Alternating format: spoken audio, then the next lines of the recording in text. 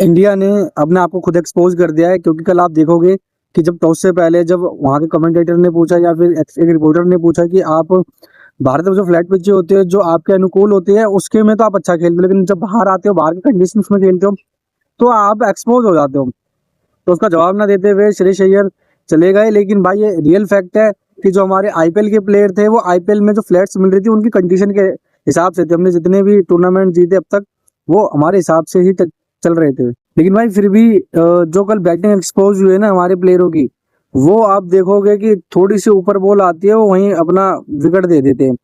तो यहाँ पे सीधी सी बात है कि जो जैसे गौतम गंभीर ने कहा कि भाई पूरे ऑलराउंडर खेलेंगे, तो 9 तक बैटिंग थी हमारी फिर भी हम 150 का मैच रन हार गए हम। ठीक है, यहाँ पे सूर्यवंशी अगर खेलते तो भागना उन पे फोड़ते, लेकिन हमारे पास एक्सपीरियंस प्लेयर है। अभी जो ट्राई सीरीज चल रही थी उसमें भी हमारे जो एक्सपीरियंस प्लेयर थे वो भी फ्लॉप हो गए थे। बट अगर हम देखेंगे ऑल ओवर कि इंडिया भाई बाहर की कंडीशन में हर कोई कंट्री करती है, लेकिन आइलैंड के सामने हार जाना एक बहुत बड़ा एक्सपोज होना था, ये हो चुका है। ठीक है, वो आगे कैसे रहेगा और भी 2027 का जो वर्ल्ड कप है वो किस तरीके से रहेगा, या हम और भी टूर्नामेंट और भी बायलैटरल सीरीज होगी उसमें से इंडिया के जो प्लेयर्स है ना कमियां लोग अब समझ चुके हैं, तो उस कमियों पे काम करना पड़ेगा। प्लेयर्स बदलना, वैभव सूर्यवंशी को लेके गए नहीं, खिलाया नहीं उनको, वो तो एक अलग मैटर है। ठीक है, टीम मैनेजमेंट का डिसीजन है।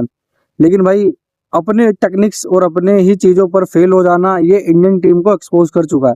तो ध्यान रहे सारी चीजों का, ताकि हम उसके ऊपर भी काम कर पाए।